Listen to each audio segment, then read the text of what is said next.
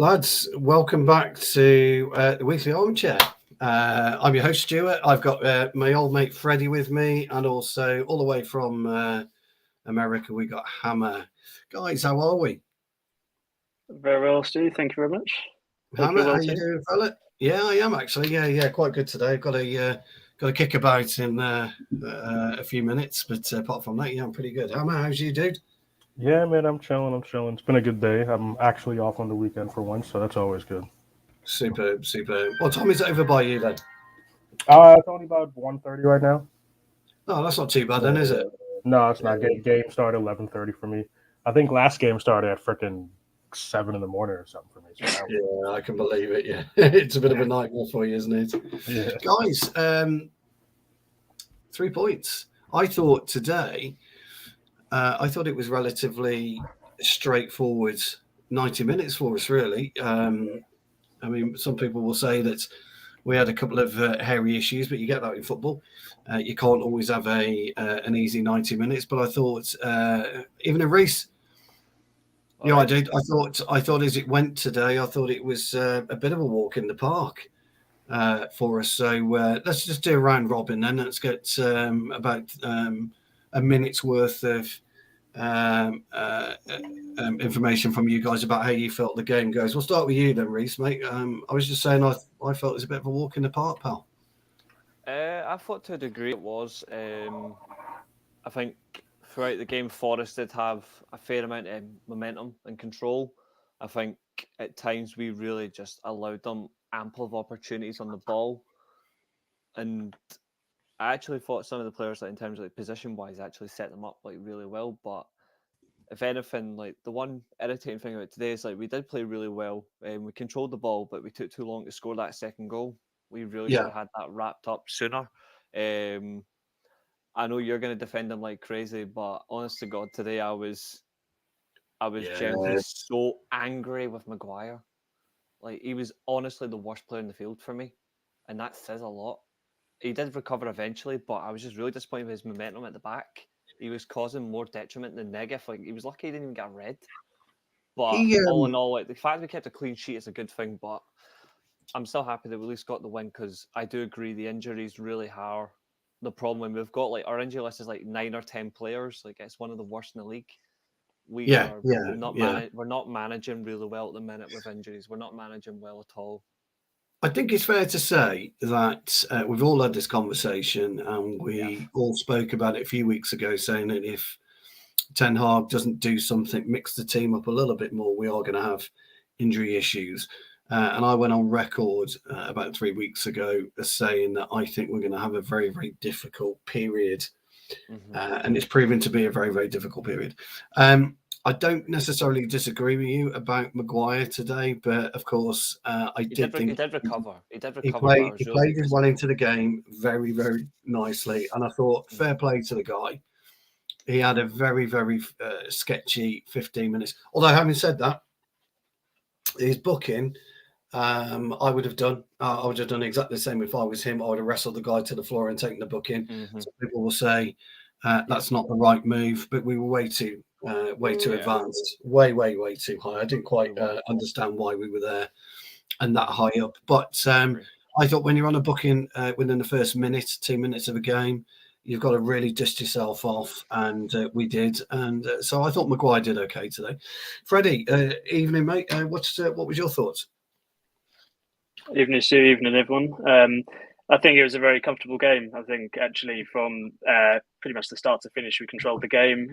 Didn't really concede any clear cut chances. I don't think we were ever in danger of conceding. In fact, if anything, I think we should have won by a much greater margin. So look, it was a very good performance, but I think against a very poor Forest team who are in a bit of a crisis at the minute. So a lot Hmm. of positives on our side. It was a bit of a shame, and I think once we all saw Sabitzer get injured in the warm up, another addition to the list. You know, I think being the pessimist that I am, I was very worried. I thought it was going to be another one of those days, especially after the Thursday that we all endured. But Ericsson came in, and I think he was one of the best players on the pitch with Bruno and Anthony actually. So look, we had our best midfield trio, and I think that's what ultimately won us the game on our side. The attack was a little bit sloppy at times. I think Sancho struggled again, which is a little bit of a worry. I think he's lacking a lot of confidence at the minute. But Anthony, with each game, is growing in confidence, and I think he's sort of becoming a very important player and one of the first names on the team sheet certainly in terms of giving us a balance on the right hand side. So yeah, I think there's a lot of positives to take away. I think Maguire, like you guys alluded to, he had a very tricky 10-15 minutes. The yellow card, it was a yellow card challenge. I thought it was a bit unlucky to get awarded a card that early in the game. Some referees don't give them out that early. But I think he actually recovered after that. Once he got through the first 10-15 minutes, I think he had quite a solid game, especially with Lindelof, whose performance shouldn't go unnoticed. But and just on the defence, I think the fullbacks played very well. They joined the midfield throughout the game. They overloaded the midfield. And I think ultimately that's what won us the game, our midfield performance. So, yeah, just a shame that we didn't win by a bigger margin. Hats off to Keylor Navas as well. I think he had the game of his life, he did, especially this season. But we got the 3 points, so that's the most important thing. Absolutely spot on, really, for me. I thought we absolutely controlled the midfield. Casemiro hardly broke a sweat all game, and he didn't need to. Every time he won the ball, he just popped it off to Eriksen or Bruno, and then the magic started. You what, sorry? I don't know about you, but I was a bit worried about Casemiro at times. I don't know what you guys think, but see throughout the game, he looked afraid to put a foot in or a challenge, as if it's like the recent bans he's had is hanging over his head. Yeah, that's a fair comment. He didn't put a foot wrong. I'm not saying he put a foot wrong, but it's the fact is he looked a little bit reluctant to make a typical Casemiro challenge in the fear that he would get a red card, because it seems to be the norm now. If he puts in like a reasonable challenge, it's a straight booking or it's a red card. I don't know what you guys think. That's just what I was thinking. But I thought you played well though. But yeah, it's for me, I thought it was a good way to reintroduce yourself to Premier League football. There are times, and I've said this on many occasions on the channel, that a good solid centre midfielder just jogs around, gets the ball, knocks it off, and just jogs around. And he did that brilliantly today. He did put in a typical Casemiro challenge with about 4 minutes to go. But he won the ball, it was a good solid tackle. Okay, the free kick was given against him, but I thought he did quite well. I thought Forest couldn't get to grips with us in the middle of the park. You're absolutely right, guys. I thought that particular segment of the pitch was brilliant for us. I thought we were just outstanding in there. Hammer will have his say in a minute. Then I really want to push in on the fullbacks because I thought that was great. I want to talk about the handball that wasn't given on. I think it would have been very, very harsh if it was given. Then I'd like to talk about Eriksen's what I think. I know Bruno got man of the match, but for me, Eriksen was man of the match, so it was absolutely brilliant. But Hammer, just give us your thoughts on the game, pal. Yeah, I mean, I think, like I said, like the guys were saying, I mean, it was the midfield really helped us keep everything in control today. We probably could have done a little better in some parts of it. Like I think Freddie said the attack was a little sloppy, which I do agree with. We could have been a little bit more clinical, which is something that we're still struggling with, but I'm sure actually, I guess I shouldn't say I'm sure. Hopefully it'll finally get dealt with in the summer. Because goddamn, I love Martial, but he can't header worth shit, and neither can Bruno. It was ridiculous. So we need somebody who could do that. And yeah, man, I think it's a good thing that we were still able to keep a clean sheet with all the issues at the back line. I was never a big fan of Maguire. I definitely used to always talk a little bit shit with him. But again, my thing with Maguire at this point is we know what his strengths are. We know what his weaknesses are. So, he playing that tight up against somebody who has that much pace up on you. Okay, yeah, you're going to have to do that. And yeah, you get booked. And then just like everyone's been saying, that midfield was great today. Stu, I might have to disagree there. I'm going to have to go Bruno man of the match. He was all over the pitch today and making great passes. He was, and it'd be a well-deserved man of the match. Don't get me wrong. I just thought for me, Eriksen had more...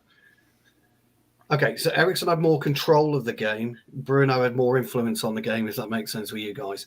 So what I mean by that is Eriksen control of the football. He mainly controlled our passages of play in terms of tempo. So he would move it quickly on occasions, or he'd put his foot on it and drop it off to Casemiro or whoever. Bruno was more influential on the game with the way that he passed the ball, the way that he was more dynamic with the play, the way he would look for first-time crosses, look for first-time strikes, etc. I thought it was very, very difficult to pull them apart, really, in terms of their overall performances. But there's a big that you're absolutely right, Hammer. Control and influence are two different things, and I thought they were just at the top of the game, the pair of them today. Could we say that Forest gave them and allowed them to be like that? Potentially, I think Forest were playing quite a ridiculous system, weren't they? Something like a 5-2-1-2 or something like that. I mean, I don't know what it was. It was just ridiculous. That's what it was on paper, but yeah, it was just I don't think ridiculous. I don't necessarily think Forest allowed them to do it. I don't it's not because like they're a bad team. I just don't think they really had any element of control. Like, you can tell the whole game they were relying on Gibbs White. I think Gibbs White is a decent player. He's not worth the money that was spent on him, to be fair, but he's shown why he gets picked regularly. I think because he's playing so far forward. Funnily enough, it's a comment you always reiterate about defence and goalkeeper. There's not enough space in between, and you've not got that connection. When you look at Frolier and can't remember who else is playing beside him in midfield, and you've got such a big gap. And then Gibbs White's playing so far in front as the number 10, trying to feed through Brennan Johnson and Awoniyi on their own. You've got nothing. Like, you're not going to get anywhere. So I don't actually think it's down to Forest letting Eriksen and Fernandes have all that control. It's they allowed themselves to have all that control because they exploited the gap in between. So which was roughly about 20 yards. It was a 20-yard gap, actually. Yeah, exactly. So I don't think it was purely down to Forest just being poor. I think purely like that system really hurt them more than anything else because they had no. If you're going to try and make up a tackle in 20 yards when you really need someone to chase back, you're not going to make it. Like, you're not going to make it. So I think it's purely the fact is we exploited the experience really well.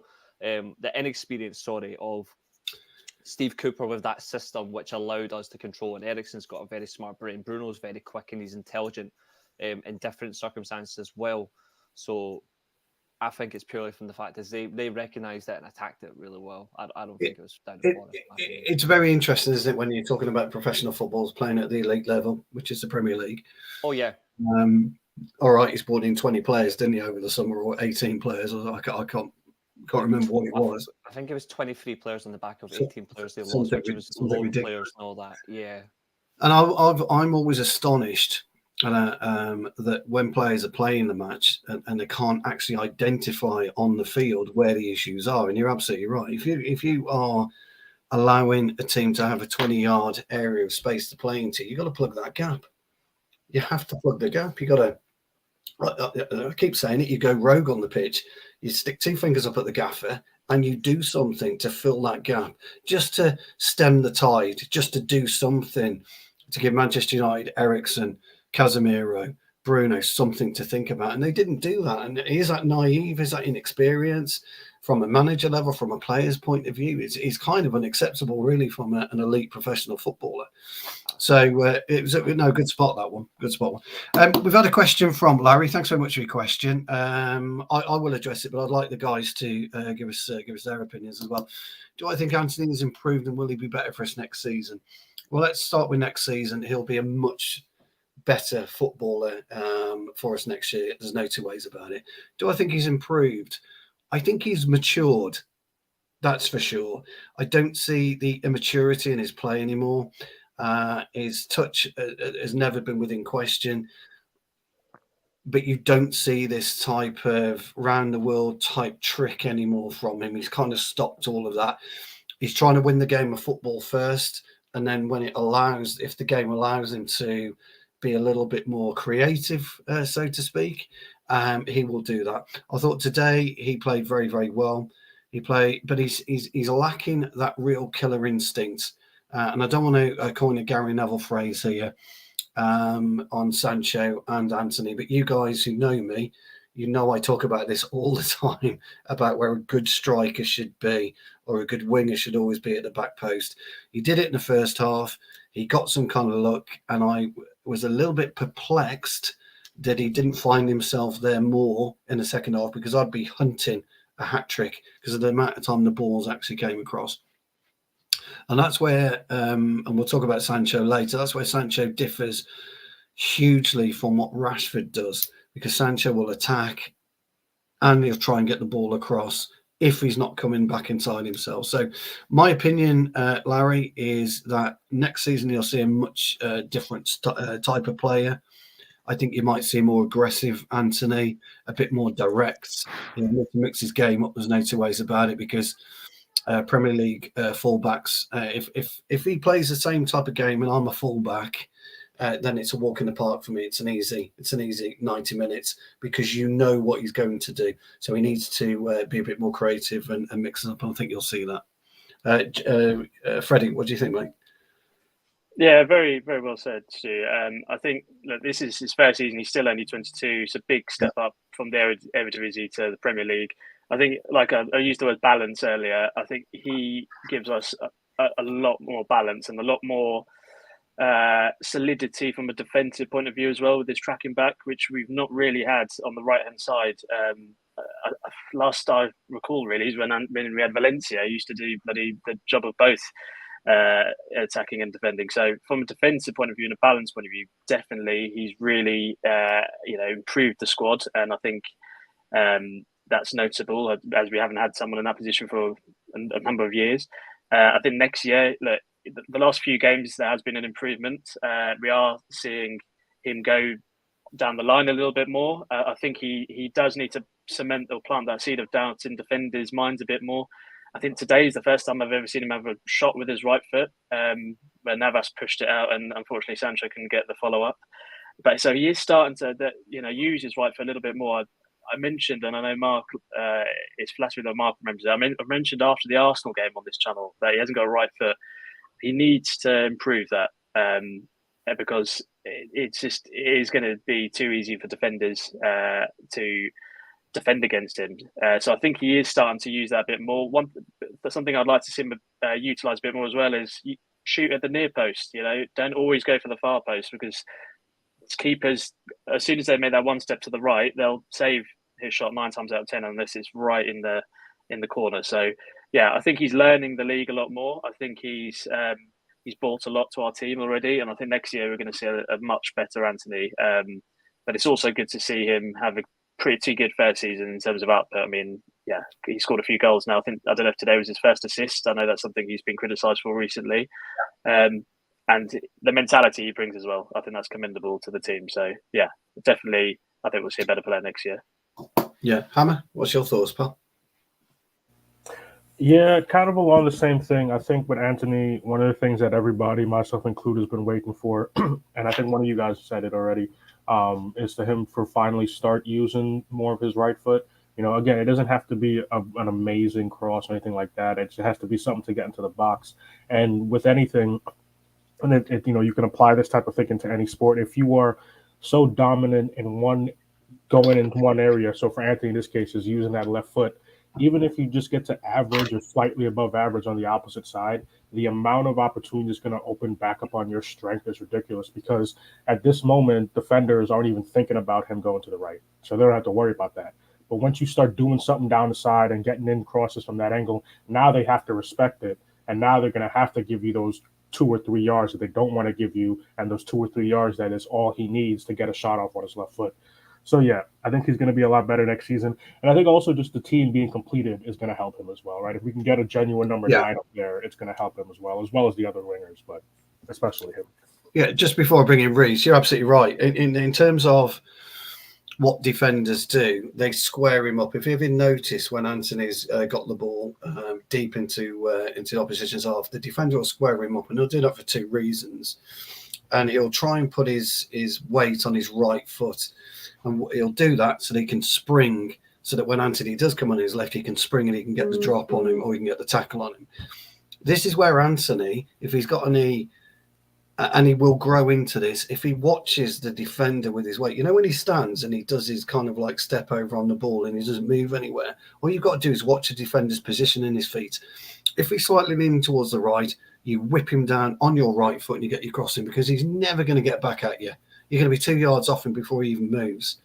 What's happening is, and yes, he is getting his strikes off and he's getting his goals, but he's coming back inside, and the defender's saying, no problem, I can shuffle. and it's very easy for me to be in a position to try and stop you. So yes. So sorry, Reece. Yeah, your thoughts on Anthony? I just thought I'd just make that observation for you guys. No, I quite enjoyed listening to that. I mean, I used to, before I stopped playing football regularly, I used to play as a winger, so I like the fact of talking about wingers. When it comes to Anthony, I've said it quite a few times on podcasts this year that he is comfortable on his left foot because it gives him more familiarity to his game. He's a left footer. That's all he pretty much knows. So he has used his right foot, but he doesn't use it to get goals or assists. He uses his right foot to feint. He uses it to feint opposition, which will allow him to get on his left foot. The problem is you see it quite a lot, and I really like Anthony. So when I'm saying this, I'm saying it in a criticism where he can actually improve. He takes too many yards further up the wing, where he has to cut back to then come and be effective with his left foot. He doesn't have to always go right towards the end of the field to then cut back. He can easily go towards the edge of the box or to the touchline and then feint the defender with his right foot and then cut on his left and then go for a pass or into the final third or go for a shot, whichever he wants to do, it's fine. The right foot has been more effective in the second half of the season for the same manner, but you can see he's adding a little bit more goals to his game. Like particularly in the second half of the season, he has scored more goals. He has been more effective. Even if he hasn't been getting the numbers, he's still decisive in that manner.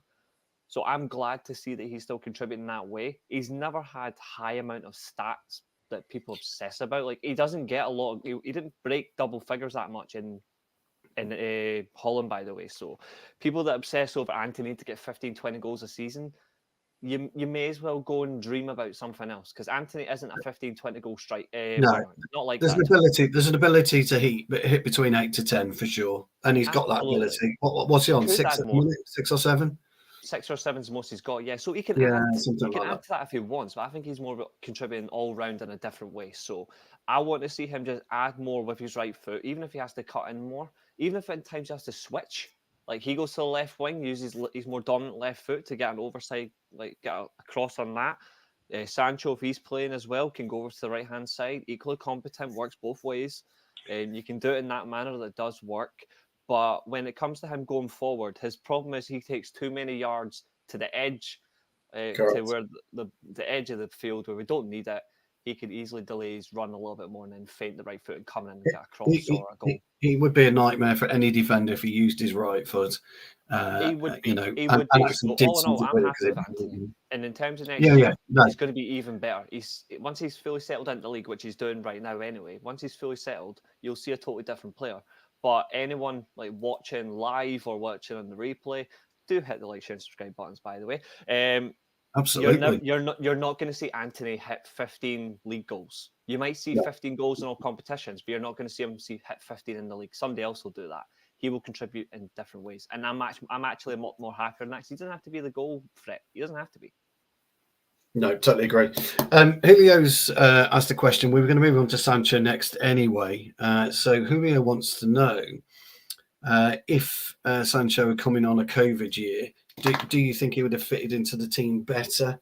I.e., no kind of fans. Would his performances, be a pressure type of thing? So, I'm going to touch on this one quickly, and then and I'm going to be very, very brief on this. Julio, I said a couple of years ago that Sancho wasn't the right move for us. We didn't need him. We needed certain other areas strengthening. Rather than spending 72, 73, 74 million pounds on a player. And I'm going to quantify that now with Harry Kane. Everybody wants Harry Kane, but it's going to cost us about 100 million quid to get him. And do we need to spend 100 million quid on him or Osherman? We need to be a bit more frugal with the way that we are rebuilding this team. And so for me, Sancho, I think he's a great talent. I was accused of not understanding Sancho, not understanding German football. But I countered that with, well, I'm sorry, he doesn't fit our demographic right now, and I'm sorry to say he doesn't. However, let me be very, very brief. I thought he was very, very good today. He offered something that he's not offered for a while. First of all, he stayed on for 90 minutes, I think, didn't he, for one. And number two, he was a constant threat. He just needs to find his own way, his own kind of standing within the team And I think you might see a better Sancho. But that's just my humble opinion. And football's all about opinions. So, guys, any one of you can take Sancho. And then I want to move on to Dallo after that, then, please. Me personally, Sancho's not a winger.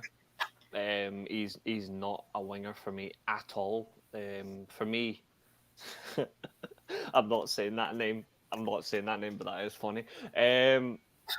Sancho, to a degree, is a number 10. Like, I think he's more of a number 10 playing in a wide position, and it's because he's agile. He's very agile. He's got very good ball control. He's capable of keeping the ball at his feet. He's tidy. He's not extremely fast, but he's got enough pace. He's got enough pace, and he's quick with his feet, and he's agile enough to beat a player quite comfortably. I would rather see him playing, if he's out wide, being playing more as a playmaker, where he's used as a 10, rather than being asked to be a winger. He's not that. When you look at our team, like the winger that stands out for me straight away is Antony and Pellistri. I actually think they're more traditional wingers in our team. Rashford is more of an inverted forward. He's obviously not available today, and Sancho's a 10 for me. So I would actually like to see him play more through the middle. I think he's better through the middle. I think, especially in the fact you can see what we've got, but we've got other players in that position, so he is being played out there. But if he's going to be used on the wing, I would hope that Ten Hag tells him, I want you to play more like a creative outlet rather than hogging the touchline and trying to come in, because he's not that type of player. But in terms of the COVID season, maybe, but we were so inconsistent during the COVID season. I think he came in at the right time. He was just asked to do too much quickly, and he fell apart, and I think that really hasn't helped him. So at least he's been rebuilt under Ten Hag in the right way. He's been patient with him, and I like the fact he got 90 minutes. I like the fact he got 90 minutes. Agree. Freddie, just a brief. Very briefly. I think he's a wide player. I think he showed that at Dortmund, but it just doesn't fit the system we play in, or the profile of a wide player that Manchester United usually play. So I think it was, unfortunately, poor recruitment. Obviously, it's still early days. He could hopefully go on to have a fantastic career here. But at the moment, I just don't think the profile of player he is fits us as a wide player. Then whether he plays centrally, we're pretty full there. So I don't really know what's gonna happen with Sancho, unfortunately. I think he's going through a bit of a lack of confidence at the moment. He needs a goal. He needs an assist. He seems to be that type of player where he's a confidence player. So yeah, fingers crossed he gets that in the coming games. It's good they got 90 minutes. I think that's important today. Like you said, I think he does need to attack the back post a lot more. That was certainly an issue today. Could have got a goal, I think. But is he the long-term solution? I don't think he is. So yeah, it'll be interesting to see how he develops in the coming years. Awesome. Hammer, just a brief one on Sancho. Yeah, I'll keep it brief. Damn, y'all are negative on Sancho. Shit. Listen, I get what you're saying in terms of the profile, maybe, but I think his ability makes him somebody who can be very much used in our team. For me, and in terms of what the question was asking too, the only thing that I would think coming in 2020 would do in terms of him settling better is time frame, right? I think, okay, he would have had another year or so to get used to playing more so in the Prem, get used to this and that.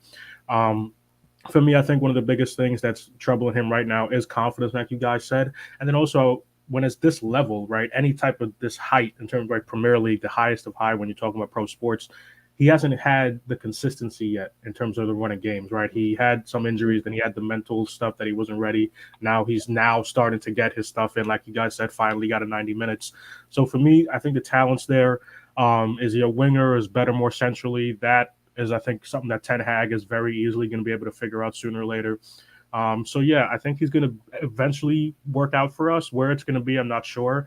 But yeah, he has something that can very much so contribute to what we need in this team. I agree with that. Totally. Guys, loads of you watching. And you watch for a reason, this channel. I say it a lot, but I genuinely mean why. The level of football knowledge on this and a real understanding of the game, you can't really beat it. And Reece made a brilliant point. Sancho isn't quick with his legs across the ground. He's very quick with the ball across the ground, and that's the difference. There's a big difference between being rapid with your feet and rapid with the ball, and he's very, very rapid with the ball. Rather like Pellistri, it's very tight to him. It's a 1 to 2, maybe 3 inches away from his big toe. at any time, and that's what's called being rapid across the pitch with the ball. Absolutely brilliant spot, mate. Really, really great spot. Hugh, thank you for your question, mate. It's a great question as well. I think there's been a couple, and Hella, as usual, is on point because I was going to go with Aaron Wan-Bissaka. Now, all of you know, I think Wan-Bissaka is a brilliant defender. You know, I think one-on-one, there's nobody better. I've said it before, and I'll always say it. But his ability and his on-the-ball ability has massively improved since he's come back into the side. It's a phenomenal turnaround, really, for Wan-Bissaka. So I want to briefly talk about him, but I also want to talk about AC Milan Dalot today, because when Dalot was at AC Milan, he played left back, and he played with this same vigour and this absolute. I thought he was brilliant today, Dalot. I can't even believe I'm saying it. I really can't, because I'm not a fan of him, but I thought he was excellent today. He seemed to understand and be comfortable at left back. Freddie, just give me a brief thing on Dalot, see what you think, and tell us your most improved player. Yeah, I think he was very good today. I think sometimes the players need like a shock to the system, and maybe a position change to a position he is familiar with can sort of light the fire underneath him a little bit. And yeah, he was doing everything right today. I don't think he was tested that much defensively. I thought usually one of Forest's best players, Johnson. Once to me, first half, spider legs, brilliant tackle. Yes, yeah. On his left as well, very difficult that was. It was very difficult tackle. Sorry, after that, it was just the offensive point of his game, which I think is his main strength. Polar opposite to Wan-Bissaka, and I think he was linking up with Sancho. He was overlapping. He was, like I mentioned earlier, he was joining the midfield a lot more and creating that overload. And yeah, he looked at home. And actually, it's not an inverted fullback isn't actually the worst thing, given that most of the wingers they're up against are inverted themselves. So your dominant foot is then on the side of their dominant foot from a defensive point of view.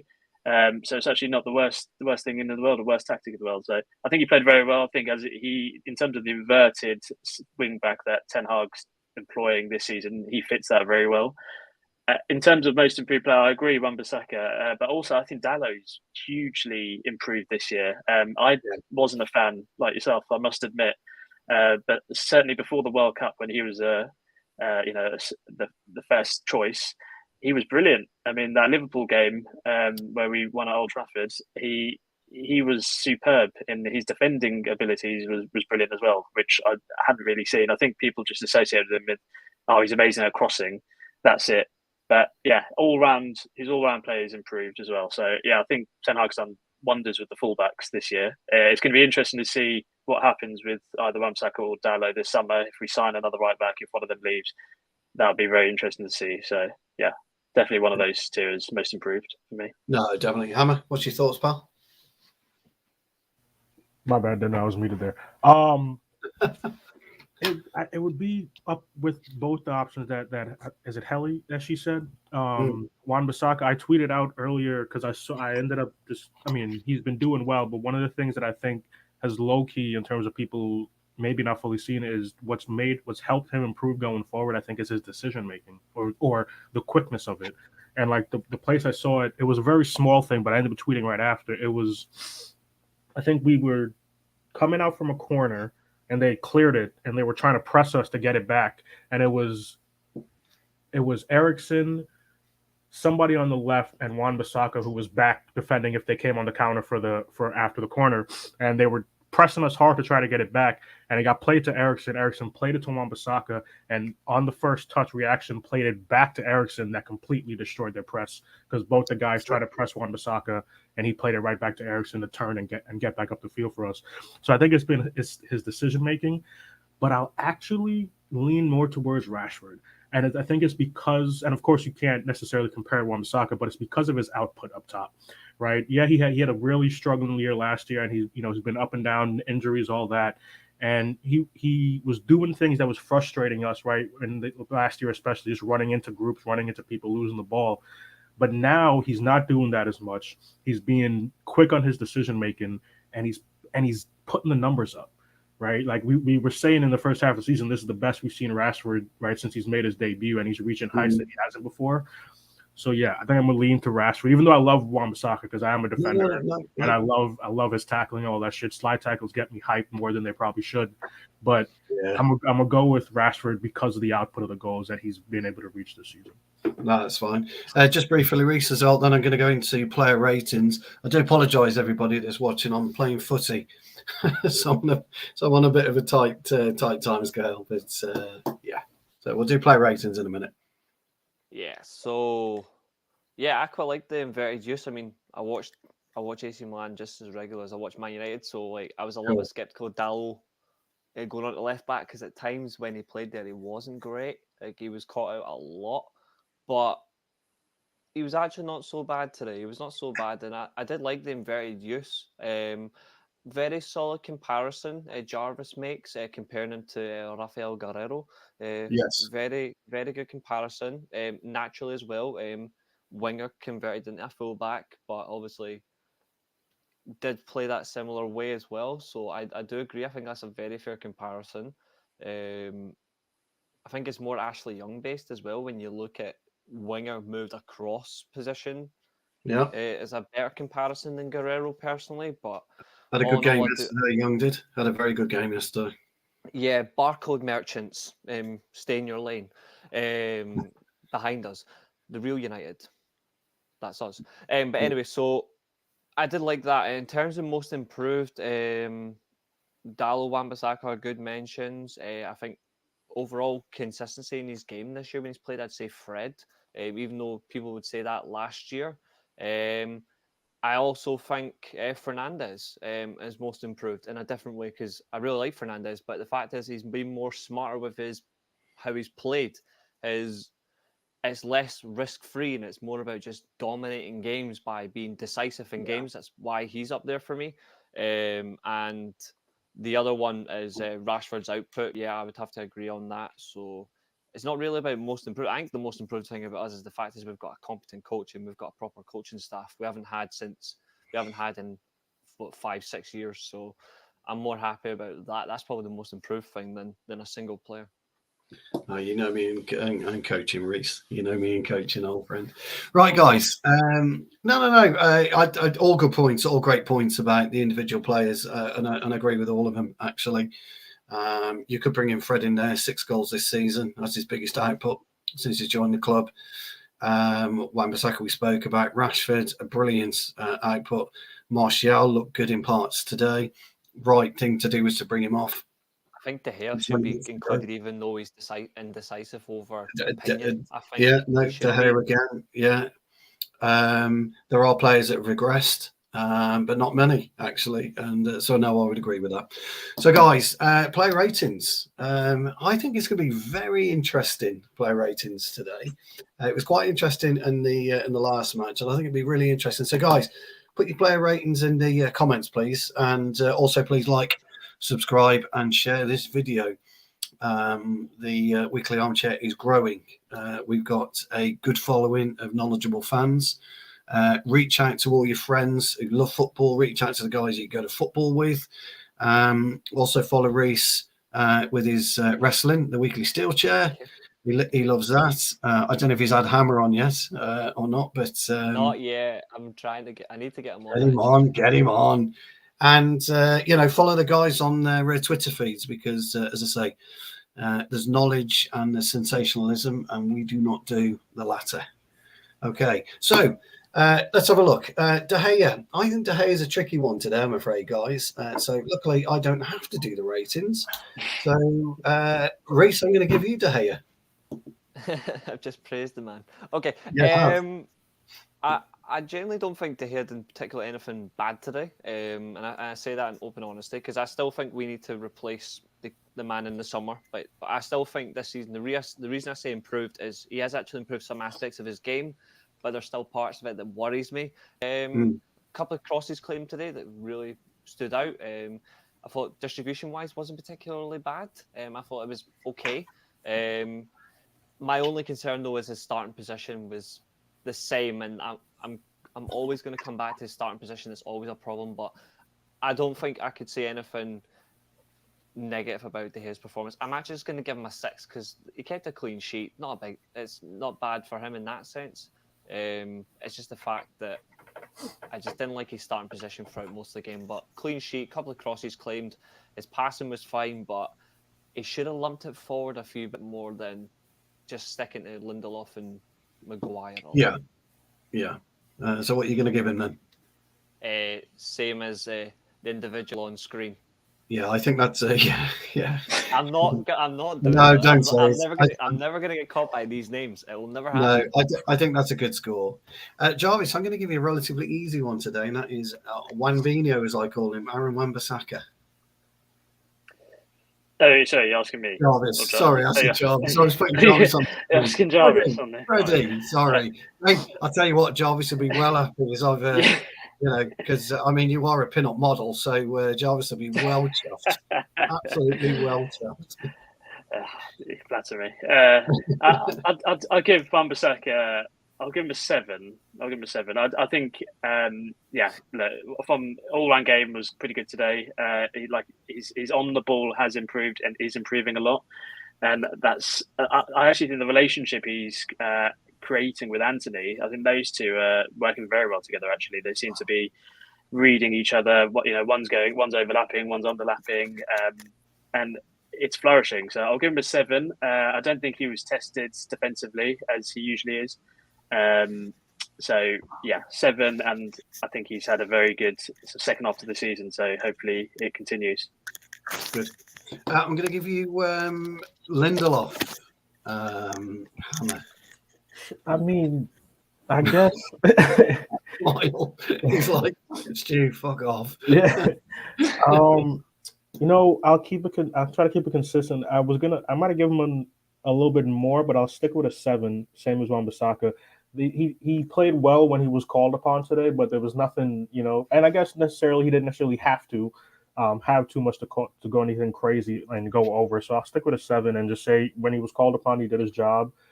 He cleaned up a couple messes at times when some people were a little bit out of position with the inverted fullbacks. But what's his name? The big guy up top was on Maguire most of the time, trying to beat it for pace. So Lindelof was actually, and I think was it Lindelof who got a good header at one point in the box. Both Maguire and Lindelof did pretty well. Defensively, heading. I'll give him a 7. Yeah, no, that's fine. As you've already had a fullback, Freddie, I'll give you Harry, and then Reese, I'll give you Diogo. It's difficult with the full round number ratings. I'd give him a high 6, border just below a 7. I think we kept a clean sheet ultimately, he didn't do too bad, and he's going to get a lot of stick as just because he got a yellow card. I think the yellow card was actually the right thing to do that tackle because he was 100% potentially clean through in the first minute. Yeah, and then the crowd just got on him. So obviously, from the neutral perspective, he looks worse than he is. But I think he recovered from that after the first 10, 15 minutes and had a pretty solid game. I think his front foot defending really improved, actually. And I'm sure that's something Ten Hag would have been working with him on. So look, I said high 6. I'll give him a 7. Clean sheet again. De Gea got another clean sheet. He's now clear.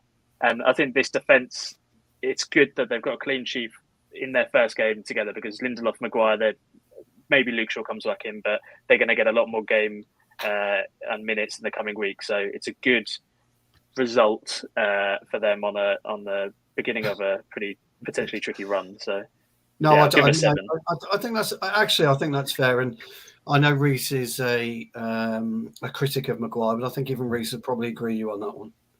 But I'm not going to let him answer. Criticism. Where it's due, it's due. Where it's due, it's due. Yeah, exactly. Can I just say real quick, because I used to do it before on AFW because the different sports I watch as well. I like bringing out other sports, and I don't know if it'll necessarily work for Maguire, but at this point he could try something. Guy, everybody knows you're slow. You know you're slow. Your opponents know you're slow. Fans know you're slow.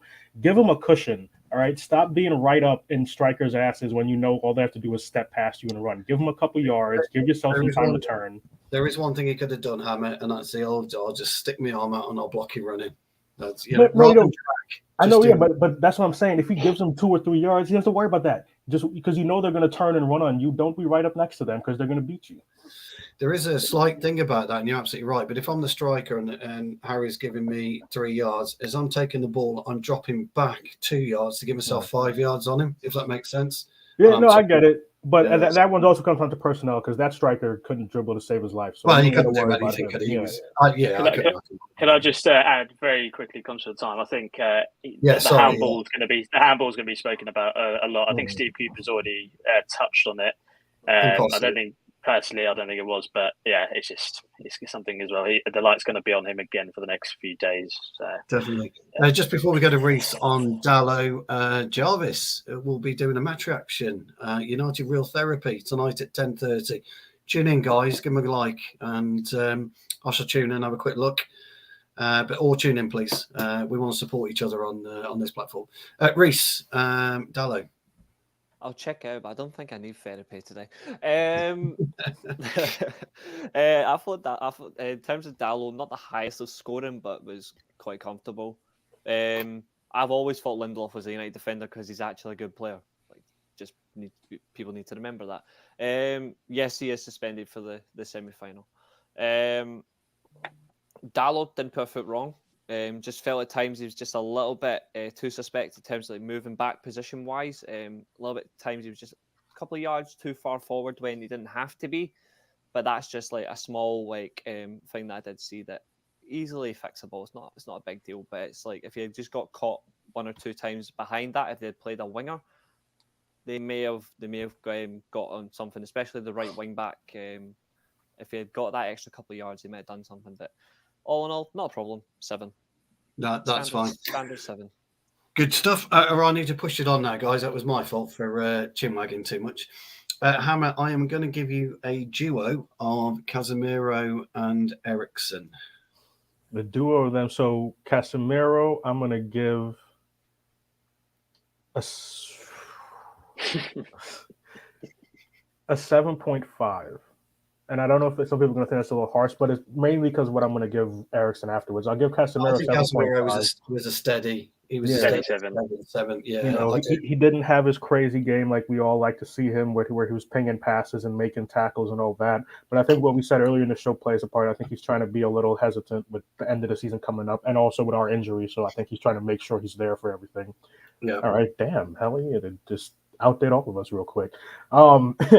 I'm going to give the reason for that I gave him a 7 or 7.5 as well is because I'm going to give Eriksen, and I don't give these a lot, a 9 because nothing wrong with that. He like you said earlier, Stu, and like some other people commented, he was great at trying to control that tempo and trying to keep everything smooth and running and keep us the ball and keep it ticking. So I'm going to give him that because I guess you couldn't give me Bruno and Eriksen, but yeah, the two of them. Yeah, the two of them were amazing today, so I'll leave it with that. No, that's perfectly fine. I'm going to give Freddie Bruno. I'm going to give you Martial, which leaves the two wingers, which I think Reese will quite enjoy though. So I'm going to give you Martial and Bruno. Bruno 9 for me, man of the match. I think he was superb from start to finish. I think it's amazing. He had a 20-minute rest on Thursday, and then he turns up like he's had a 2-month rest today. So it's amazing. The guy's a machine. I think that back in his 10 position, he's played a bit deeper recently, but in his more natural position today, I think we see the best of him. And I think it's good. I always mention sometimes the midfielder, they're as good as what they've got in front of him and of them. And I think Martial being back in the team as well will benefit your creative players, Bruno, Eriksen, and even the wingers. So I'll give Bruno a 9. Unlucky not to get a goal. I think that thunderbolt onto the bar, which Navas tipped over, was brilliant. And then Martial. Brilliant. And Navas was superb. He could equally be man of the match. We could have had him as our number one. Yeah, amazing. The fax machine, the old fax machine, eh? Yeah. And Martial, I'll give Martial a 7, just purely for the benchmark. I think if Bruno's getting a 9 and Eriksen an 8 or a 9. I think it's just Martial. He's getting minutes in his legs, which is the most important thing.